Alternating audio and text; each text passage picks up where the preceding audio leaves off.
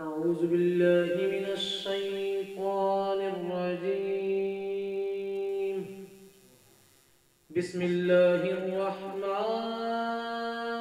الرحيم.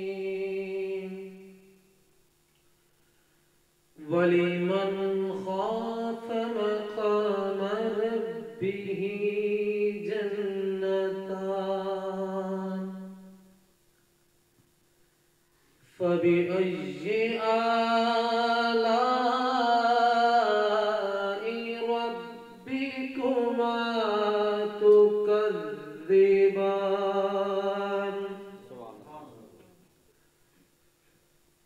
ذواتا أفنان فبأي آلاء ربكما تكذبان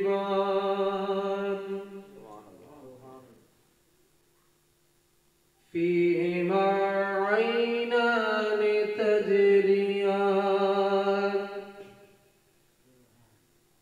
فبأي آلاء ربكما تكذبان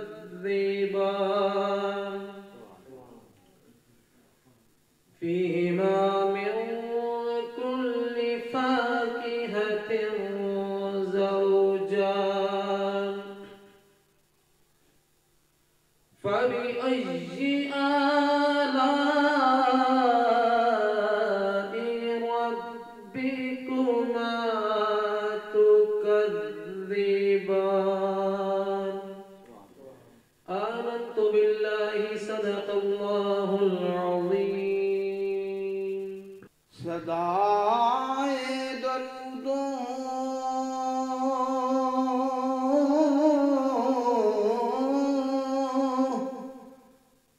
صدائے درودوں کی آتی رہے گی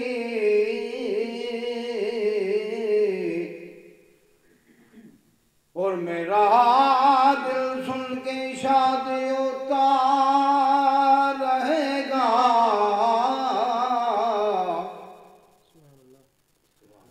صدائے درودوں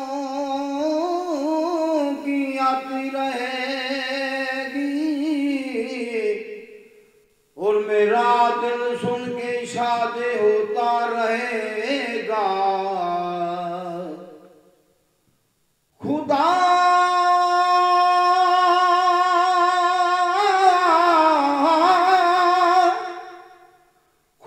اہل سنت کو آباد رکھے. خدا اہل سنت کو آباد رکھے. وہ میرے سونے دا میلاد ہوتا رہے گا. وہ سونے کملی والے دا سونے مکھڑے والے دا میلاد ہوتا رہے گا. پیر پیران دے پیرا ہو تے مینوں 5 شتابی کر کے تے بیڑا میرا ڈبیا بھی وچ ڈوگے گاؤں دے. پیر پیرا دے پیرا ہو تے مینوں 5 شتابی کر کے بیڑا میرا ڈبیا بھی وچ ڈوگے گاؤں دے. جتھے مچھ بن رہندے نوں ڈر کے پیر جنا دے کامل ہون تے او پہنچے دے شتابی کرے کے. لا الہ الا اللہ لا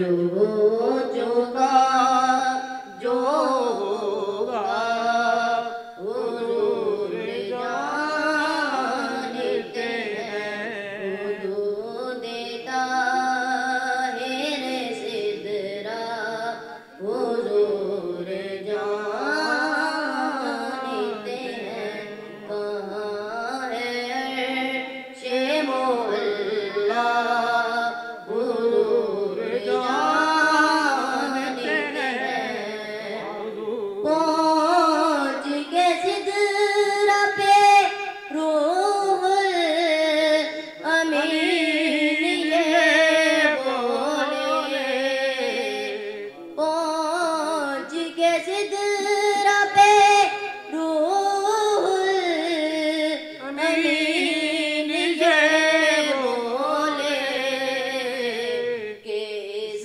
سے آگے کا رستہ حضور جانتے ہیں کہ اس سے آگے کا رستہ حضور جانتے ہیں حدود طاہر سدرا حضور جانتے ہیں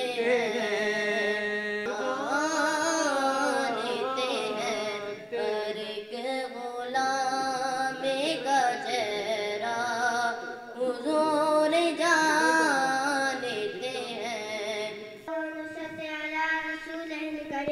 أما بعد فأعوذ بالله من الشيطان الرجيم بسم الله الرحمن الرحيم واقعہ جو دو کرم ہے شاہ بتہا تیرا نہیں سنتا ہی نہیں مانگنے والا تیرا نہیں سنتا ہی نہیں مانگنے والا تیرا فرش والے تیری شوکت کا علوم کیا جانے فرش والے تیری شوکت کا علوم کیا جانے حسن و عرش پہ اٹھتا ہے پریرا تیرا حسن و عرش پہ اٹھتا ہے پریرا تیرا میں تو مالک کی کہوں گا کہ ہو مالک کے حبیب میں تو مالک کی کہوں گا کہ ہو مالک کے حبیب یعنی محبوب و محب میں نہیں میرا تیرا یعنی محبوب و محب میں نہیں میرا تیرا تیرے قدموں میں جو ہے آقا غیر کا منہ کیا دیکھے تیرے قدموں میں جو ہے آقا غیر کا منہ کیا دیکھے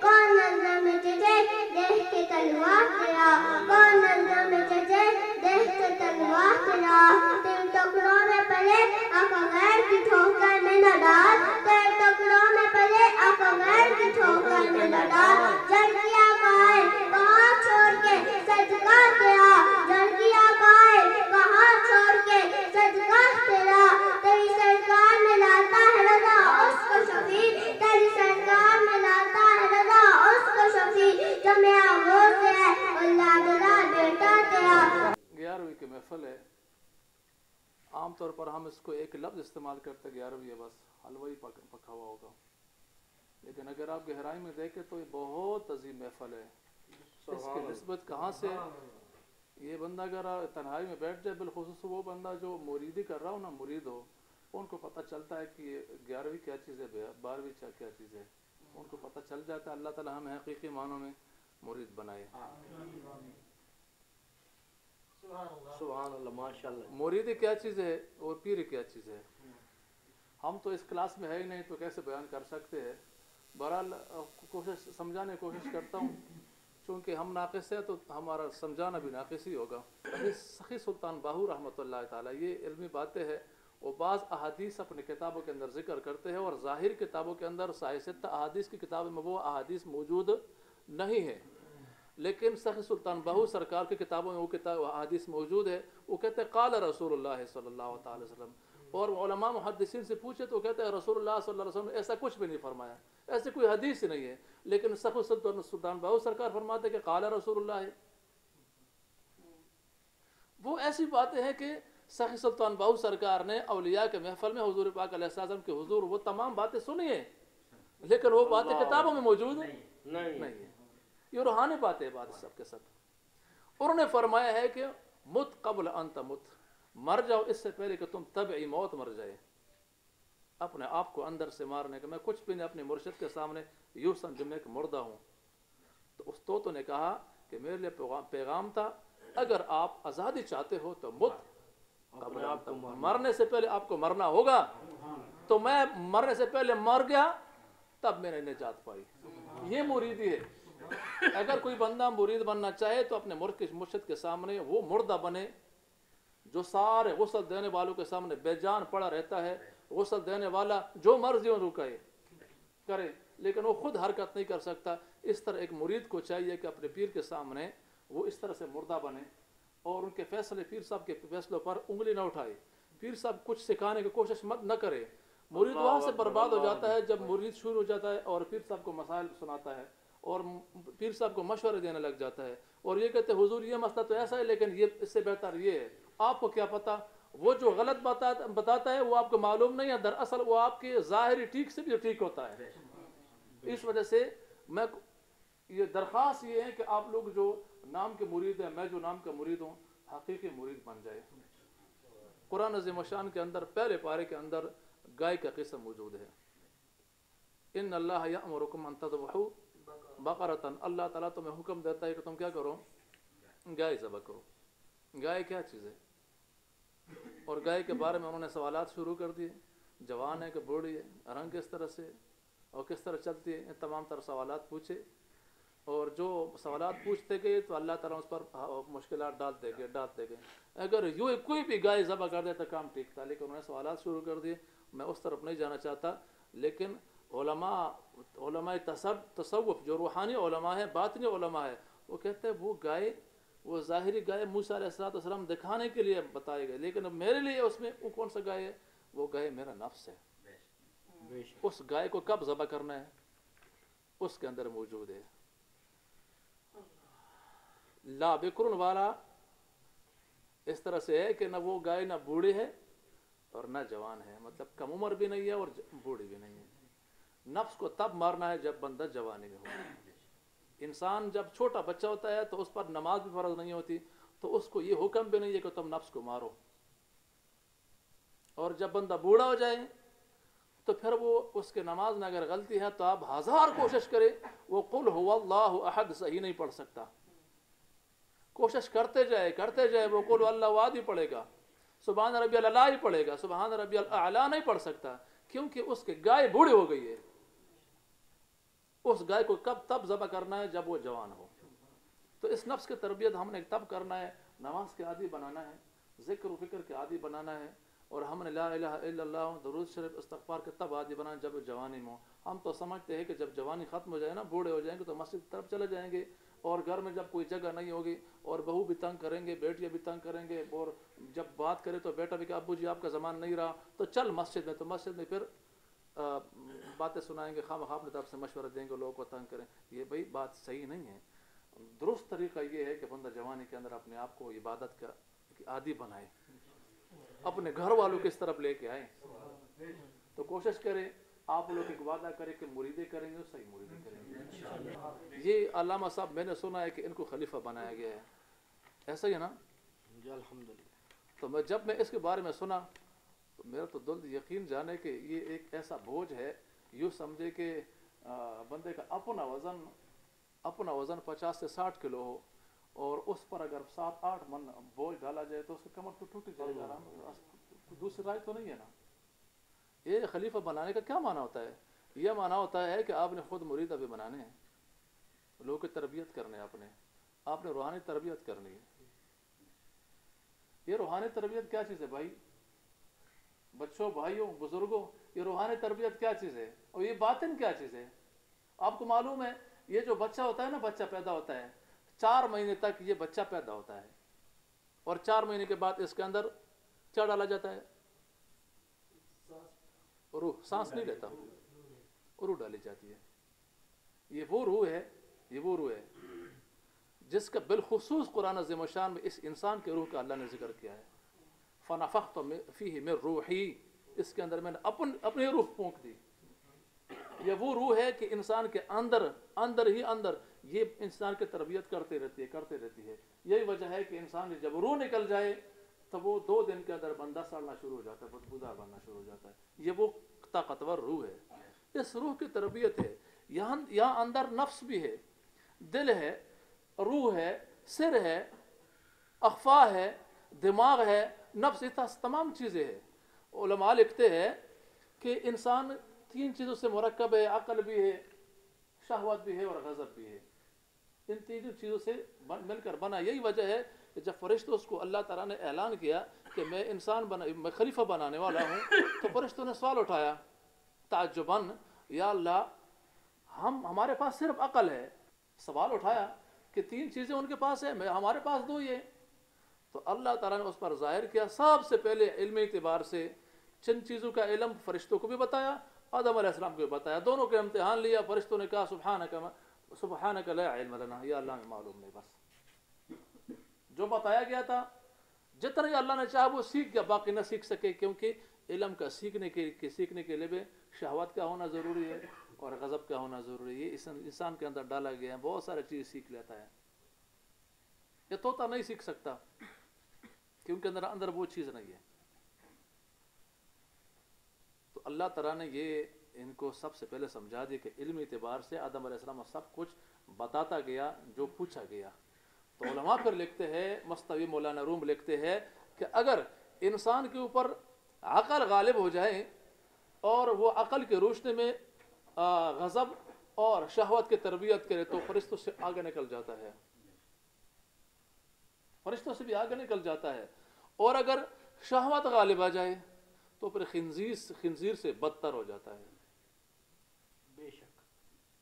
और अगर गज़ब गालिब आ जाए तो फिर दरिंदा जिस तरह हर चीज़ को पाड़ता है, खाता है, भूख लग जाती है उनको, इस तरह वो दरिंदा बन जाता है। ये पीर और मुर्शिद करता क्या है, वो आपके अक़ली क़ुव्वत को ज़्यादा करता है कि आप ना भेड़िया बने, दरिंदा बने, न खिंजीर बदकार बने, बल्कि आपने इंसान बनना। इंसान तब ही कामिल बन सकता है जब वो उसका अक़ल गालिब आ जाए। तो कोशिश किया करें अपने आप को ना, अपने को हर बंदा ये अपने ऊपर फ़र्ज़ करे कि मैंने मुर्शिद के पास महीने के अंदर ज़रूर चक्कर लगाना है और वहाँ सिर्फ साख्त लेके नहीं आना है, दम डलवाने के लिए नहीं जाना है। आप वहाँ जाए, खिदमत करें और पीरों के सामने कोशिश करें। मैं एक नुक्ता बताता हूँ, अपने मुर्शिद के सामने सीना सामने रखे। अब जितना दूर है आप, अल्लाह ताला सबको उम्रे पर लेके जाएं। जितने वहाँ लोग जाते हैं, औलिया जाते हैं, उलमा जाते हैं, समझदार लोग जाते हैं, वहाँ दूर जाते हैं, कुछ भी नहीं बोलते। मैंने पिछले दिनों एक बंदे की बात सुनी, वो तो मुझे बड़े हैरत हो गई कि दाता दरबार में बहुत सारे लोग जाते हैं। कुछ लोग ऐसे होते हैं वो सिमा सुनते हैं, कवाली सुनते हैं, सिर्फ कवाली के लिए जाते हैं। कुछ लोग ऐसे होते हैं जहाँ जाकर सिर्फ ज़िक्र तिलावत ही करते होते वापस आ जाते हैं। कुछ लोग ऐसे होते हैं वहाँ ज़िक्र अज़कार करते होते हैं। कुछ लोग ज़िक्र बिलजहर करते। सबका तरीका ठीक है, लेकिन कोई बंदा अगर एक से ज़्यादा तरीक़ों पर अमल करे तो वो ख़राब हो जाता है। मतलब ये है कि जो कवाली सुनकर आ जाता है वो भी ठीक, ज़िक्र जो बिलजहर जो करता है वो भी ठीक, तिलावत कुरान करके वापस आता है तो भी ठीक, और जो सिर्फ हाथ उठाकर दुआ करता है वो भी ठीक है। लेकिन जो एक से ज़्यादा तरीक़ इख्तियार करता है वो कहीं का नहीं रहता। इस वजह से एक पीर साहब के मुरीद हो तो उसी के पास जाए, उसी से फैज़ हासिल करे। दुआ के लिए सबके लिए जा सकते हो, लेकिन फैज़ देना और कमाल तक पहुँचाना आपके मुर्शिद का काम है। तो अपने मुर्शिद से ये चीज़ें सीखे, कोशिश करें उनके सामने अपना सीना सामने रखे, अपने आंखें उनके सामने रखे, अपने कान उनकी तरफ मुतवज्जे करे और कोशिश करें जिस तरह भी हो सके उनके तरीक़ों पर आप लोग अमल करें। कुरान अज़ीम शान में अल्लाह ने क्या फरमाया, वत्तबि सबीला मन अनाब इलैया, आप पैरवी करें उन रास्ते का, उन लोगों के रास्ते का जो मुझ तक आ गए हैं, मुझ तक रुजू कर चुके हैं। ये सैयद गौस पाक रज़ी अल्लाह तआला का जो तरीक़ा है और हुज़ूर सैयद आलम सल्लल्लाहु तआला अलैहि वसल्लम के मोहब्बत में ये इसाले सवाब करते थे। अब जितने भी कादरी हज़रात हैं सब के सब इस तरीके पर अमल करते हैं। ये इस आयत का मसदाक़ है। अल्लाह ने फरमाया वत्तबि, आप पैरवी करें, सबील मन, उस शख्स के रास्ते की, अनाबा इलैया, जो मुझ तक उन्हें रुजू किया है। तो सैयद गौस पाक हुज़ूर अल्लाह ताला की तरफ रुजू कर चुके, हम उसी रास्ते का इत्तिबा करते करते 11वीं मनाते हैं। कोई बंदा दलील मांगे तो हम कहते हैं कि भाई अगर आप मनाना चाहें, हम मोहब्बत वाले हैं तो मनाओ, अगर दलील के बाद मनाएंगे तो फिर किसी और बंदे से दलील मांगो, क्योंकि जिसने नहीं माना है वो दलील के बगैर भी नहीं मानता, दलील के बाद भी नहीं मानता। तमाम दफ्तर उनके सामने लेके वो मानने वाले पर नहीं होंगे। तो कोशिश करे अपने बच्चों को मुरीद बनाए, ये मत देखे कि छोटा है कि बड़ा है। اگر آپ کامل کے ہاتھ میں ان کا ہاتھ دو گے، میں قسم سے کہتا ہوں کہ آپ کے بچے کبھی خراب نہیں ہوں گے، آپ کے نسلیں کبھی خراب نہیں ہوں گے. کیونکہ پیر کے لیے دو چیزوں کا ہونا ضروری ہے. نمبر ایک، ہدایت یافتہ ہونا، گمراہ نہ ہو، جن کے عقائد خراب ہو ایسے پیر کو گولی مارے. نمبر ایک. دوسری بات یہ کہ ان کے پاس کچھ نہ کچھ علم ہو، جن کے پاس کچھ نہ کچھ علم ہو. یہ ہمارے مدارس کے اندر ایک کتاب ہے کافیہ اسے کہتے ہیں، یہ صاحبان کو پتہ ہے. کافیہ ایک ایسی کتاب ہے جن کے ہزاروں سے زیادہ شروحات ہے، اور ایک عالم نے شرح لکھی ہے تصوف کی زبان میں، اور اسم کو مسند مصرح کے تفسیر میں جو لکھا ہے تو میں نے تو پڑھ کر مجھے حیرت ہو گئی کہ یار انسان ہے کیا چیز. انسان کبھی مسند بنتا ہے، کبھی مسند علیہ بنتا ہے. حضور پاک علیہ السلام مسند بھی ہے، مسند علیہ بھی ہے. تو استاد صاحب جس وقت میں کراچی میں پڑھتا تھا، علامہ غلام رسول سیوی صاحب، تو انہوں نے کہا تھا کہ ایک حدیث کے اندر ہے کہ حضور اللہ تعالیٰ نے ارشاد فرمایا، حدیث قدس سے اللہ نے حضور پاک علیہ السلام کو ارشاد فرمایا کہ اے میرے پیارا، جہاں میرا ذکر ہوگا وہاں تیرا بھی ذکر ہوگا. اس لا الہ الا اللہ محمد رسول اللہ، اشہد اللہ الہ الا اللہ اشہد ان محمد رسول اللہ. تو پھر سوال اٹھا کہ بسم اللہ الرحمن الرحیم کے اندر اللہ کے رسول کا نام کہاں ہے؟ وہاں جو تفصیل ذکر کی تو میں تو حیرت میں پڑ گیا کہ سبحان اللہ، واہ واہ، ہر لفظ کے اندر حضور پاک علیہ السلام کا تذکرہ ہے. اور میں آپ کو یہ بتا دوں، اللہ اپنے پیارے سے اتنا پیار کرتا ہے حضور پاک علیہ السلام سے کہ ہر چیز کے اندر حضور پاک علیہ السلام کا نام لکھا ہوا ہے. آپ یہاں سے شرطیہ طور پر ادھر بیٹھے اور دیوار کی طرف دیکھتے جائے آپ کو یہاں بھی حضور پاک علیہ السلام کا نام نظر آ ہی جائے گا. اس وجہ سے ہر چیز کے اوپر حضور پاک علیہ السلام کا نام ہے. آپ لوگوں نے اہل محبت بننا ہے، آپ لوگوں نے کوشش کرنی ہے. کوئی بھی نماز یہاں اس محفل کے اندر آپ انشاءاللہ وعدہ کریں گے نماز ہی چھوڑیں گے. عشاء کی نماز بھی پڑھیں گے اور صبح کی نماز بھی پڑھیں گے. حدیث مبارک میں جو صبح کی نماز، رات عشاء کی نماز جماعت کے ساتھ پڑھے گویا کہ اس نے آدھی رات عبادت کی، اور جو صبح کی نماز بھی جماعت کے ساتھ پڑھے گویا کہ اس نے ساری رات عبادت کی. کرتے کاوش کی گئی ہے، تعام کا سلسلہ کیا گیا. یہ جو بھی آئے ہیں مولا تمام کاوش کو مولا اپنی بارگاہ میں قبول فرما. خصوصاً بالخصوص تیرے پیارے حبیب علیہ السلام بارگاہ پیش کرتے ہیں، قبول فرما. آقا علیہ السلام، والدین کریم علیہ رضوان، حضرت حلیمہ سعدیہ رضی اللہ عنہا، تمام انبیاء علیہ السلام، آقا علیہ السلام کی تمام آل، تمام اولاد پاک، پنجتن پاک، 12 امام، تمام صحابہ صحابیات، ازواج پاک، خلفاء راشدین، اشرف و اشرف شدائے بدر، احد، حنین، امام موتا، خندق، کربلا، پنجر، 12 امام، تابعین، تبع تابعین، ائمہ طریقت، ائمہ شریعت، تمام اولیاء امت، غازیان امت، شہدائے امت کی بارگاہ پیش کرتے ہیں، مولا قبول فرما. شہدائے ناموس رسالت کی بارگاہ پیش کرتے ہیں، مولا قبول فرما. اس ماہ مکرم کے اندر جن ہستیوں کو یوم وصال ہے مولا ان کے ارواح کو پیش کرتے ہیں، مولا قبول فرما. اور خصوصاً بالخصوص حضور غوث پاک رضی اللہ عنہ کو بارگاہ پیش کرتے ہیں، مولا قبول فرما. تمام امت محمدی صلی اللہ علیہ وسلم، حضرت آدم علیہ السلام سے لے کر قیامت جن مومنین، مومنات، مسلمین، مسلمات تمام کے ارواح کو پیش کرتے ہیں، مولا قبول فرما. خصوصاً ہمارے عزیز قربا والدین جو ضرور سخت ہو چکے ہیں، مولا ان کے ارواح کو پیش کرتے ہیں، مولا قبول فرما. یہ حاضریاں اپنی بارگاہ میں قبول فرما. مولا تو بہتر جانتا ہے، ہمیں مانگنے کا ڈھنگ نہیں آتا. مولا جو بھی تجھ سے مانگا ہے عطا فرما، بن مانگے عطا فرما اپنے پیاروں کے واسطے سے. مولا یہ ماہانہ جو محفل ہے اسے جاری و ساری فرما، اس میں برکت عطا فرما، اس میں فیضان اپنے پیاروں کا نصیب فرما. مولا یہ علامہ صاحب مفتی صاحب نے بیان کیا، جو کاوش ہوئی مولا اس تمام کو اپنی بارگاہ میں قبول فرما. مولا اب تک جو دعا مانگی ہیں قبول فرما، جو نہ مانگ سکے بن مانگے عطا فرما. تو علیم بذات صدور ہے، تو علا کل حدیر ہے، تو غفور و رحیم ہے.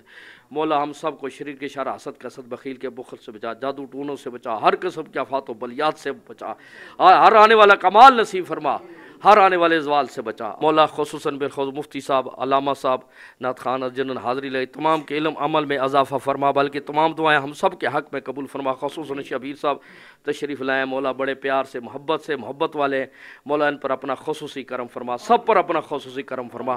وصلی اللہ تعالی علی خیر الخلق محمد وآلہ واصحابہ وازواجہ واولیاء امت اجمعین وشہداء امت اجمعین. سبحان ربک رب العزۃ عما یصفون.